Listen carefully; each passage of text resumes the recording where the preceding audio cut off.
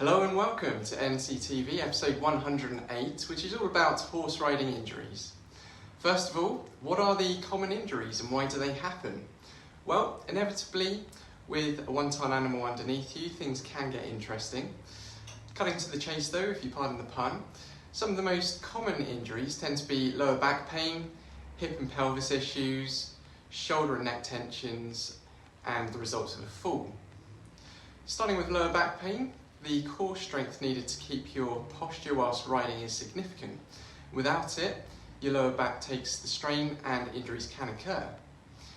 Secondly, hip and pelvis issues arise from sitting in the saddle for prolonged periods while moving. This means the hips and pelvises can often end up stiffening up and misaligned. Thirdly, shoulder and neck tension especially occurs if you're gripping too hard or trying to control a spirited horse. And fourth, falls. These are quite often unavoidable and out of your control, being an unfortunate hazard of the job or sport, and the act of falling can result from anything from a sprained wrist to broken bones. An interesting fact for you, did you know that a horse's average speed can reach 30 miles per hour? And at that speed, falling off is like getting hit by a car. Not to scare you, but just to keep you informed. Now on to what you can do to keep the injuries at bay and protect yourself. It may seem obvious, but the first step would be to gear up and invest in a well-fitted helmet and supportive footwear. Another great tip is to warm up. Horses warm up with walking, transitioning to a trot and then maybe even a gentle canter, and so should you, but in a less horsey way. Some dynamic stretching can go a long way in protecting your muscles and joints, so spending 5 minutes also on the following can make a noticeable difference on your performance and comfort, reducing the chance of injury. Exercises such as leg swings to loosen up the hips and prepare your legs for the saddle position. Hip circles to warm up your pelvis and lower back. Arm circles to loosen the shoulders. Walking lunges to activate the glutes, quads and core, promoting good balance and strength in the lower body. Torso twists to warm up the spine and core, essential for posture while riding. And calf raises to prepare the calves and ankles for the stirrup position, improving lower leg strength and balance.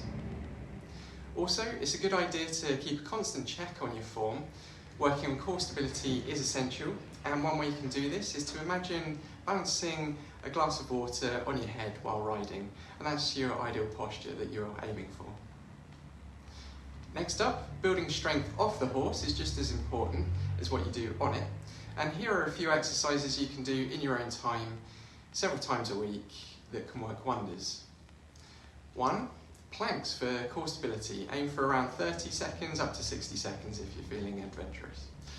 2. Hip bridges to keep the pelvis mobile and strong, protecting your lower back. 3. Shoulder rolls, great for keeping your shoulder tension at bay. 4. Leg stretches, particularly focusing on the hamstrings and quads, which take a hit while riding, so be sure to stretch them out regularly. A quick tip on the matter, make sure that stretching is part of your riding cool-down routine.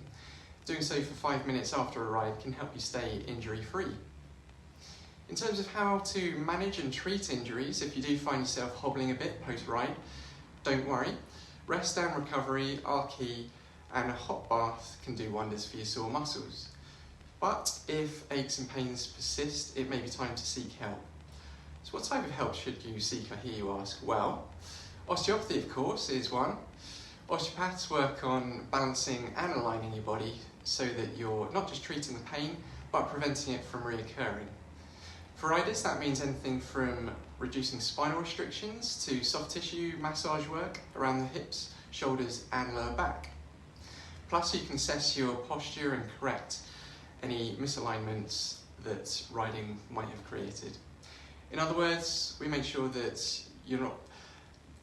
not only you're out of kilter, but you don't put your horse out of kilter by being out of kilter yourself, so that you can both enjoy a more comfortable ride.